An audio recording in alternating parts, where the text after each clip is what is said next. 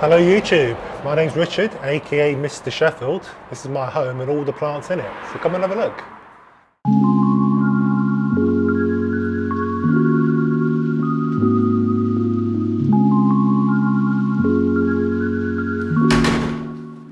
Hope you enjoyed that architectural digest style intro that I did, just for a bit of fun. So yeah, welcome to my home. So last month I did a moving with 200 plants video on my channel. And in that video, I promised I'd do a full houseplant tour of my house because I wasn't really set up properly. So this is that video. So this is the kind of entrance to my house. You can call it a foyer if you wanted to be posh, but I don't like to be posh. I've not yet got any plants in here. I did have a monstera down there on this little old fireplace recess, but wasn't getting enough light because this is a kind of north-east facing position. It doesn't get much natural light at all. I did have some plants on there as well, but I moved it all into the main plant room. So I got lots of questions to my moving home video about whether I was still in Sheffield, and yes I am, just about. So before I was in the suburbs near the city centre of Sheffield, whereas now we've kind of moved to the outskirts. It's a bit more country. You'll be able to see that in my garden. I've got nice views of some rolling hills, which is very nice. So this is the hallway to the house. Behind you is the foyer where we just were. So we can either go to the kitchen or we can go down the hallway and into my plant room. And we'll go there first, I think.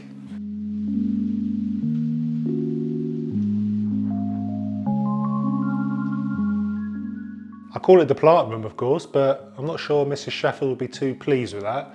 But anyway, this is the living room. So seating area with TV over there. Got a conservatory there, which gets the most light, which is where most of my plants are. Office behind that.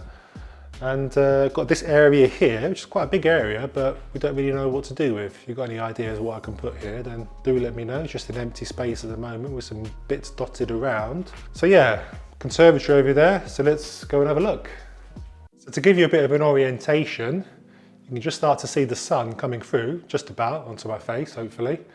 So this conservatory faces south that way, southwest, and then west. The sun kind of sets behind me, rises over there behind the camera. So it will come all the way down here and set over there. So that means this conservatory gets great light pretty much all day, apart from early morning, get blocked off by those trees and buildings over there. So this is why I've got all my plants here, and I've bought a load of these bamboo shelving units because I haven't really got any windowsills in this house. So I had to buy loads of these bamboo shelving units, which Mrs. Sheffield thinks makes it look a bit like a shop. Let me know if you agree with that. She might have a point. But got loads of these dotted around.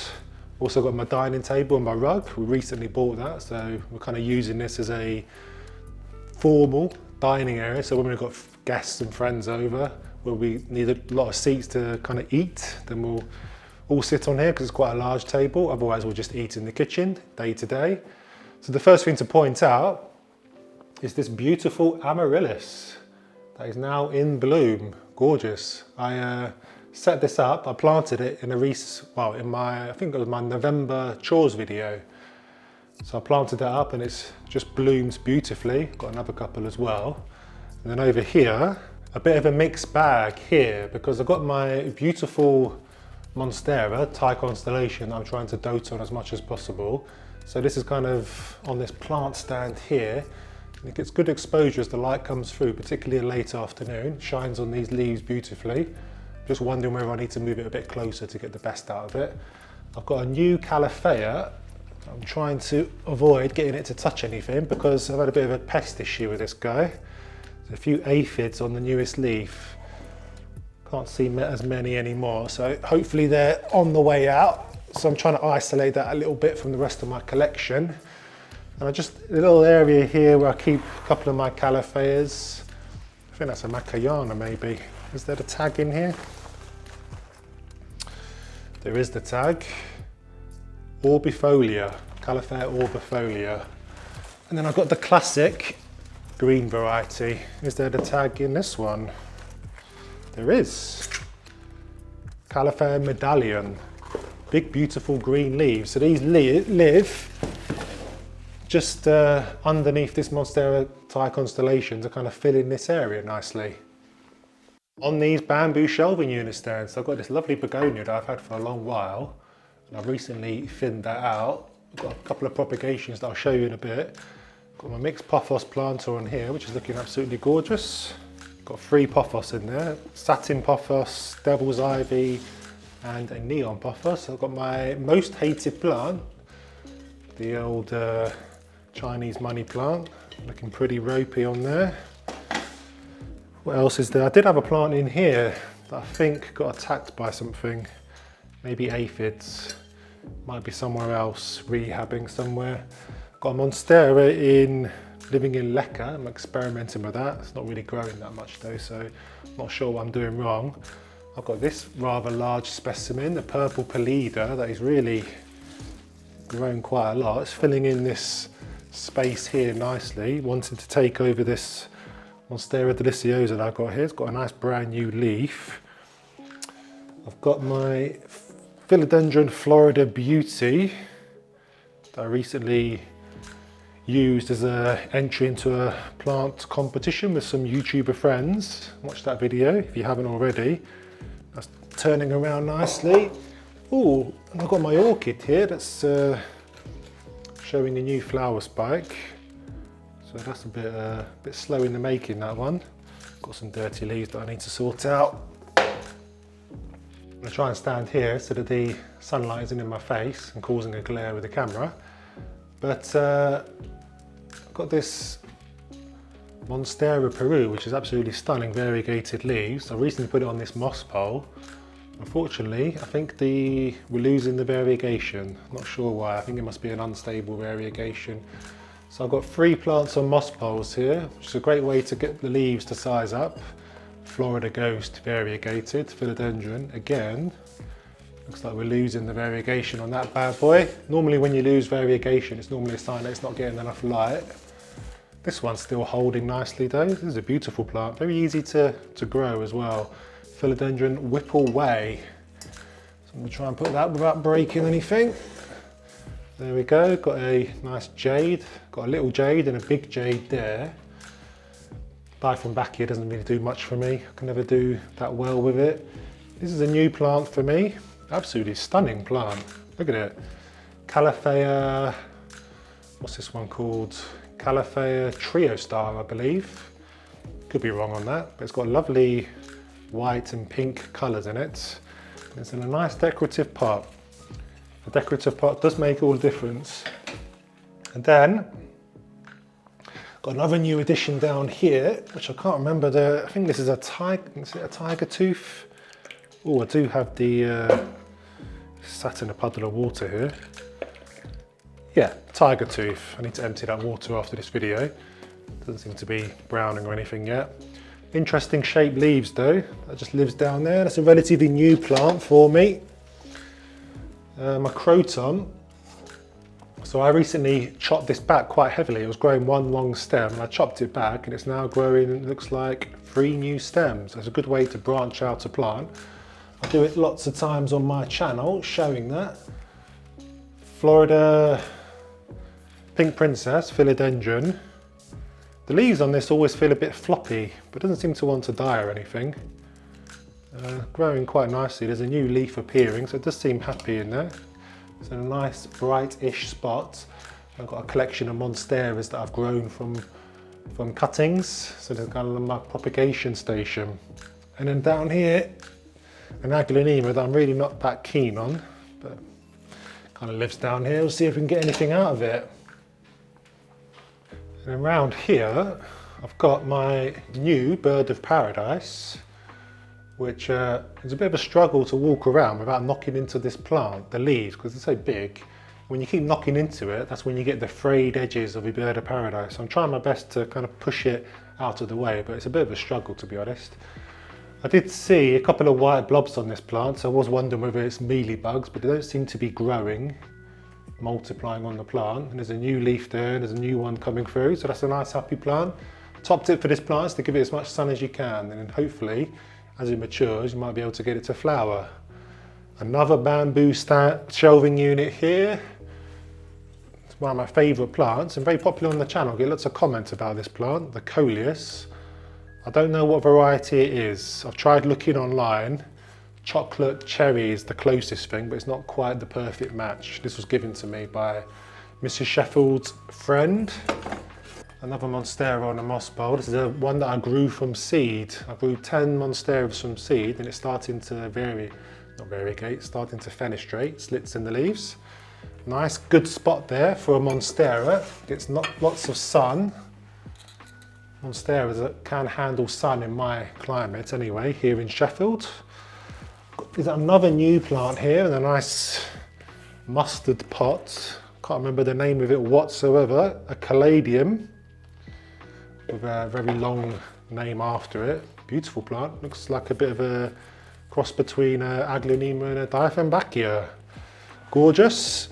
Got more of those Monsteras that I've grown from seed. And then I've got an Anthurium here.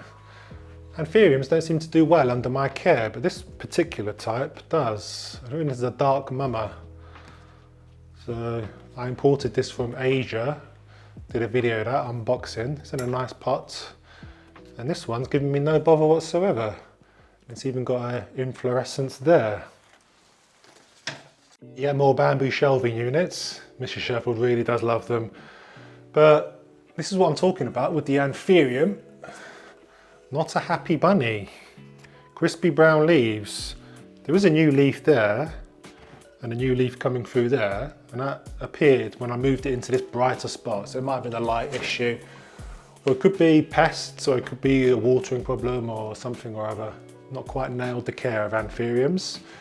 My little snake plant that I put into this tea tin. Lots of folks were worried about rotting the tea tin or making it go rusty, but I rarely have to water a snake plant, so I think it should be okay. And I'm not too attached to that anyway, really, although Mrs. Sheffield might be. Tradescantia there. This is a relatively new addition to me, Peperomia watermelon, which I know lots of people struggle with, and some of the leaves are a little bit damaged, but does seem to be pulling through quite nicely. It's in a nice, I don't know what you call that, bronze coloured pot maybe.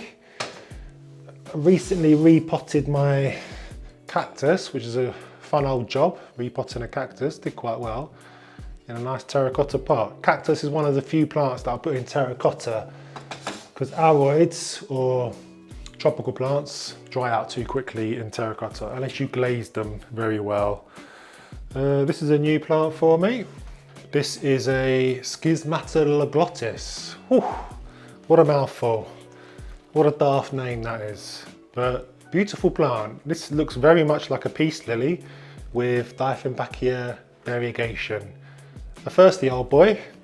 I do need to water him quite regularly, and I also need to rotate him just to make sure that all the leaves get good light and he doesn't face one side too much. Never really been a big fan of spider plants, but I recently got this guy and he's growing on me because he's got lots of these little pups. Quite a bushy little specimen, nice and healthy there. So this spot, south facing, so it gets sun pretty much all day as it starts to set over there behind the camera. So normally a spider plant wouldn't do too well in direct sun, but it's in this spot here, and it's got like a shelf above it, so it is protecting it from the sun, the little sun that we get here in Sheffield anyway. This is one of my favourite plants as well, Ficus elastica, but the ruby edition, so you get kind of a ruby coloured leaves. So this is the last bamboo shelving unit in this conservatory. So I showed you the amaryllis at the start that was blooming, the red flowers on the table. And I planted these two at more or less the same time, but for some reason these are further behind. They are growing, as you can see. This one is starting to show itself, and this one is just beginning to as well, just there. A couple of flower spikes just shooting through. Must be to do with light or temperature or something like that. They were in different spots in my old house, so maybe that one was getting warmer temperatures or more light or something like that. Monstera albo, which so far is doing okay for me. Wouldn't really recommend this plant to most people though, because of the big white patches of the leaves, they do go brown because they can't photosynthesize. They need green to photosynthesize a plant. This is another Anthurium. This had a great big old yellow leaf not too long ago that I cut it off. This is the newest leaf, starting to get a little bit damaged there. And there's an inflorescence. What else have we got on here? Oh, I've got a fern here. This is a new addition to me. I've never had this type of fern. Can't remember what type it is. I wonder if there's a label. Asparagus fern. Oh, of course it is. Very nice. Not technically a fern, is it? Asparagus fern. But very frilly. So I'm waiting to see if that will go crispy on me. I don't think it will. It's getting protection from the sun, from all this the bamboo shelving units and all the plants on it. And then right in the corner there, I do have ginger growing. I've got a growing edibles course that you can check out if you wanted to, where I show you how to grow things like ginger and whatnot. And I've got a nice, just show you this as well, peperomia raindrop that I seriously cut back because it was very leggy. It was about that tall. I cut it right back. It's grown lots of new stems and leaves. So that looks very, very healthy indeed.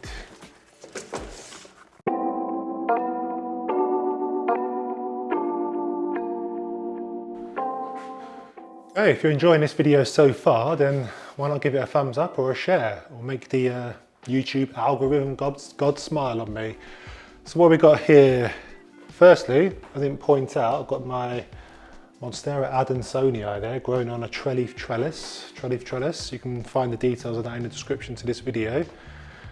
Got another bamboo shelving unit here with green-orange plant at the top. So this doesn't really like having lots of light because you tend to get brown or blackening leaves. You can just start to see it on there. So that's why it's in this spot here. There's a wall there blocking all the sun. So all this space here doesn't get any direct light or sunlight, indirect sunlight, whatever you want to say. It doesn't get any light coming through, which is why the grow light game has started, more or less. So I've got my Nepenthes here, which is looking a little bit ropey actually. Normally doesn't give me any trouble. There are new traps appearing. So these are pitchers or traps that insects will go into to get the sweet nectar, and then they'll get trapped in there, and then the digestive enzymes in these traps will digest it and it'll give the plant nitrogen. That's how it works. Pretty morbid, isn't it? Aglaonema, which is quite nice. Really can't remember the type, but got some leaf damage because I did have this grow bulb, Sansi grow bulb, too close to the leaf and it went yellowing and brown.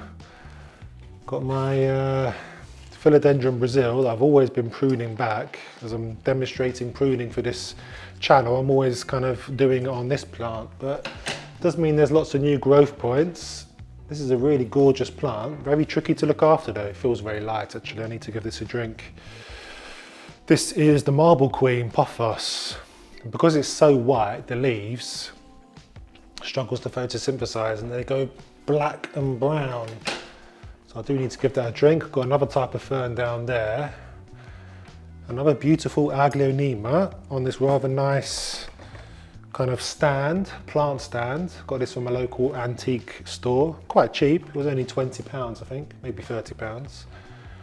I've got a type of Hoya on this burlap hanging thing here, on this little bracket that I've got here. Those look a little bit ropey. And I've got a snake plant down here. So snake plants can tolerate lower light. They won't necessarily thrive, but they can tolerate lower light. And that just seems to be doing okay there. Over here, I've got a nice console table here. This is in my old house. So I had some plants on it before in the old house, and I've done exactly the same thing in the new place with this IKEA, can't remember the exact type of lamp it is. IKEA lamp with a Sansi bulb, grow bulb, shining over these plants, Alocasia dragon scale, which if you watch the moving video that I did, you would have seen me drop another plant onto this bad boy. So it did lose a couple of new growth points, but it does seem to be bouncing back. There's a new leaf sprouting there, which is good. Philodendron verrucosum on a trellis again. Just a smaller, younger plant. So that's climbing up that nicely.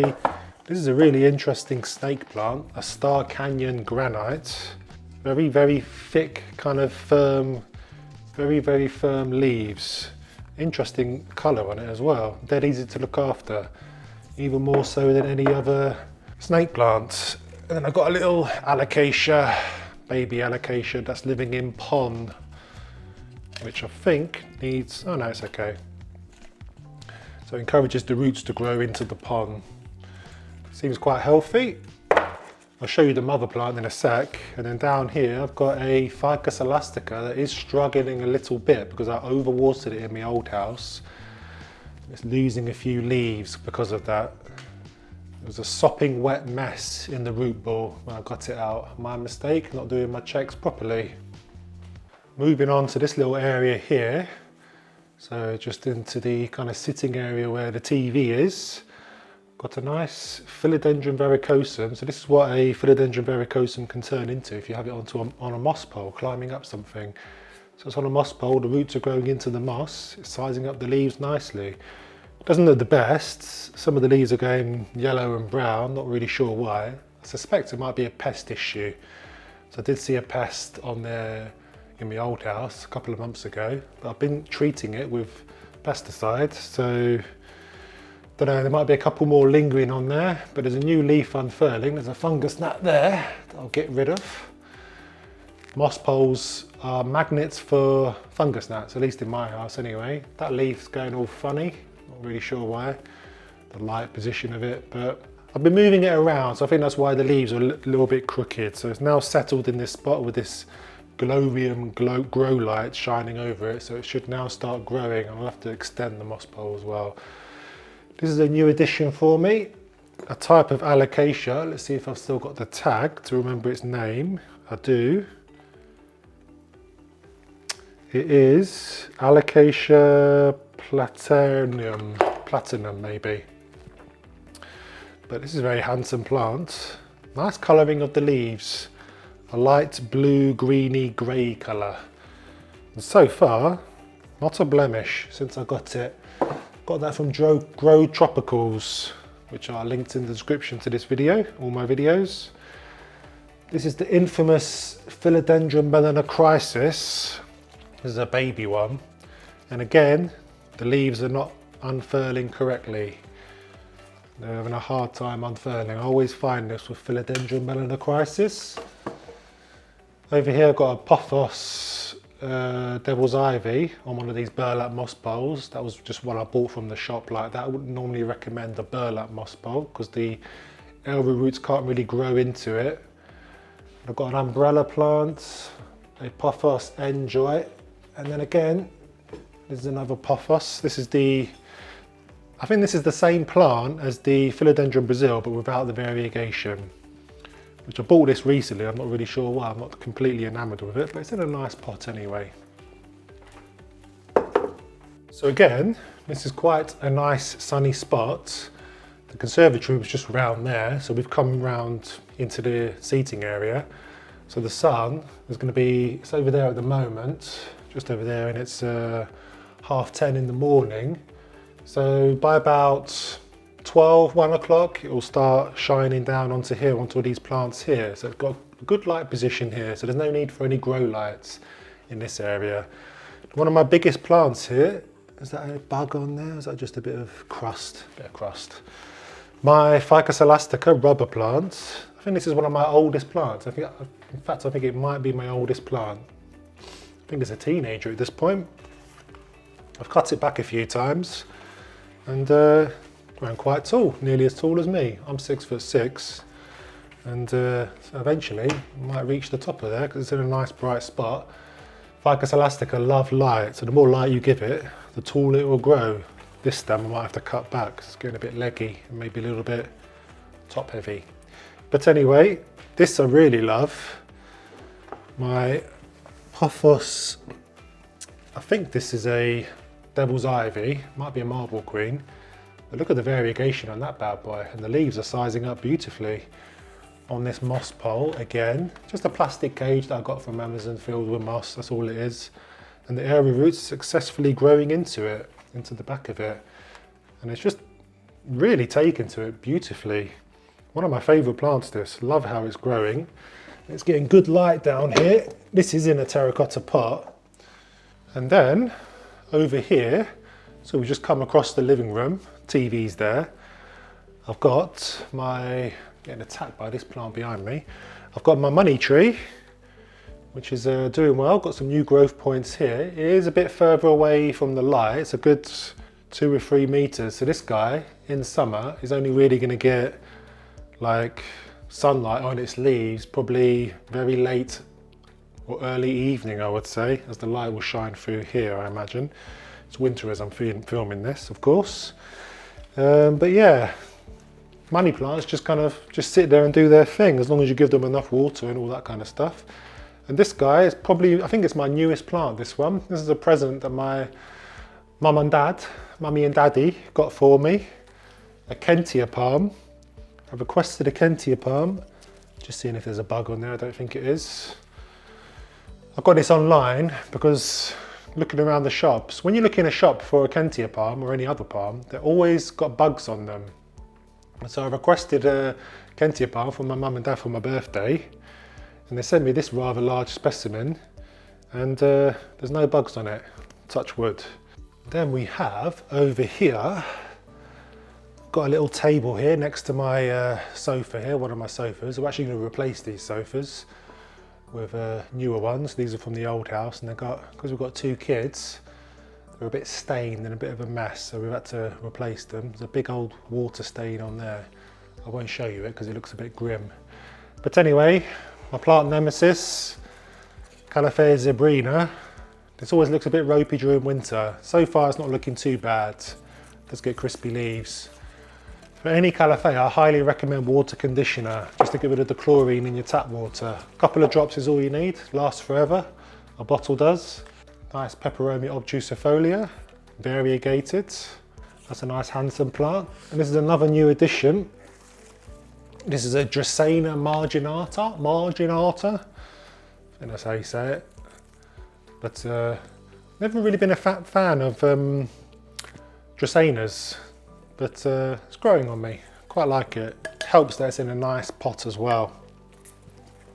And in here we have another built-in shelving unit. Got some personal photos on here, so that's why I've got this angle, so you can't quite see it. But anyway, I've got a nice marble queen, is it a marble queen? No, satin pothos. It's got a crispy bit there. Can I get rid of that? Not sure why that's happened. Put that on there, but anyway, it's got long flowing locks, reasonably healthy, feels a bit light, so maybe it needs a drink. Maybe that's why it's going a bit crispy around the edges. But it's in a nice elho, I don't know how you say that, pot with a nice shape to it. Having pots is a real game changer, good pots for your plants, highly recommend it. I'm trying to phase out boring ones like this where the pot is just grey with this little pink Fittonia into more interesting ones like this guy. This is another peperomia obtusifolia. This is a cutting, it's in a nice pot. I've got a couple of snake plants. Got this bushy specimen. Got a snake plant video on the channel where I show you how to make a bushy specimen like this. Hunt it out if you wish. Over here I've got quite a nice setup. Got another console table. A nice teal colour, I think this is teal colour, with some bits and pieces on. I've got this floor lamp, which is too close to the plants there. Just been moving around as I've been filming this video. So it's a floor lamp with a Sansi grow bulb in it. The 36 watt bulb it is. So it's a nice, powerful, juicy specimen. And I've got it shining over these 3 plants, mainly alocasias, because I'm trying to stop them going dormant during winter. This is a new type of alocasia. Oh, I thought I had the tag. Oh, I do have the tag. So I've got a tag in here to tell you which type of alocasia it is. Watsoniana. I'm terrible with names. But this is a cross between a Frydek, which lives next to it, and a black velvet, and a nice mustard pot. So this one's going quite well since I got it. It has lost a couple of leaves due to the transport in winter. This is the mother Frydek, Alocasia Frydek, which is hanging on for dear life. Normally by now it would have lost all its leaves, but because I've got this quite powerful grow light over it, it is hanging on. That's the newest leaf, I think, or maybe that is. That one looks nice and healthy. It's got pups growing out of the soil. And then over here, another philodendron melanocrisis. It's really called melanochrysum. I call it melanochrysis because it's always in crisis. I cut it back and I put the top piece somewhere. I'm not sure if I've shown you that actually, but I might put a B-roll clip in to show you the top half of this plant, because I did chop and extend it. And I'm waiting for a new growth point to emerge, but it's not yet for some reason, so maybe it's just waiting for spring or something. Right, so we have now pretty much gone full circle. We're at the beginning of the living room anyway. That's the conservatory over there, so we've gone all the way around. And now this, on this black IKEA cabinet we brought from the old house. Got 3 plants. Got this rather nice celestial chart there, which I think looks quite nice. A Hoya Lisa, I think this is called, variegated leaves. This will take over any space that you have, so I've got it pretty much tucked away from anything else over here with a trellis plant stand or support behind it so we can climb all into it and all that kind of stuff. Philodendron new reds. I cut this back, I think it was on a chores video, maybe December, maybe November. Cut it right back to propagate it because it was a bit of a floppy mess. It's grown a new leaf, so that propagation was successful. What isn't successful though is this ZZ plant. As you can see, the stem has gone all floppy. I think it must be overwatering, which is a bit of a shame. If you overwater your ZZ plant, the rhizomes rot and then the stems weaken. So that main stem looks like it's going to fall off because they're going yellow. So that's a bit of a shame. So that is the living room. I think now we'll take you through to the hallway and just show you the kitchen. Before I show you the kitchen actually, let me just show you my office. This is where the magic happens. Not that kind of magic though. But got my desk there obviously. I've got my kind of big shelving unit there to put all my filming junk or equipment. And then you might be wondering why I've got these plants down here on the floor.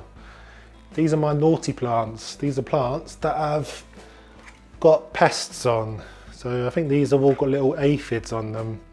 So I've been spraying them down. Looks like they've gone now. Might have killed them off. But when you see a pest problem on a plant, it's a good idea to isolate it from the rest of your collection. So I've got this zebra plant here, which is gorgeous. It's a new plant, but it got aphids. So I think these 2 here, I got them new from the store, but I didn't obviously check my plants well enough. So I think I brought aphids back into my house and it spread to a couple of other plants, namely this one, Calatheas maciana. There was a few aphids on here. They always attack the newest leaf, but looks like they've gone now, so I might be able to reintegrate it back into the rest of the house. So I'm always growing little bits and pieces, like cuttings and from leaves and stems and whatnot. And I'm often end up with plant pots like this that look a little bit ugly. Just basically pots of dirt with a leaf in there. And Mrs. Schaffel wasn't too keen on that. She said, can you get rid of them basically? And I said, no. What I will do, I'll put them all in one place, out of the way, so you can't really see them. So they're in my office now, on this kind of shelving unit here. I mean, this is the ugliest of the uglies, isn't it? A perlite propagation box with lots of cuttings in there, all rooting successfully. So that's on the shelving unit. I've got these 2 Santi grow lights shining over because the sun will come round, but it's kind of blocked off by what's going on in there and this wall here. So to give it an extra boost of light, got these Santi grow lights. Propagations or cuttings seem to grow roots much quicker under a grow light. Got a Philodendron melanocrisis variegated edition that I cut right back, and it's growing 2 new growth points, which is good. String of hearts cuttings, that just little leaf cuttings that I put into the soil. They're now growing new stems. This is a mixed pothos planter that I tried to make. I did this in a recent chores video, but some of these aren't doing too well for some reason. I don't think that one's buried in enough, so I might have to sort that out. And then up here I've got my orchids that are kind of resting after blooming. The idea when your orchid finishes blooming, you want to, I've not done it yet for this one. This is finished blooming, I think, more or less. There's no sign of any new spikes coming through. You want to cut it right back, and then the aim of the game is for it to grow new leaves, which is what's happening with this guy. New leaves so it can recharge its battery for growing new flowers next year. Welcome to the kitchen. This is where me and Mrs. Sheffield cook up a storm. So I don't really have too many plants in here. I do have a poinsettia over there that is looking a bit ropey. I did that for the December chores video. It was in a bit of a bad state, and I said it wouldn't last, and it doesn't look like it's going to last much longer.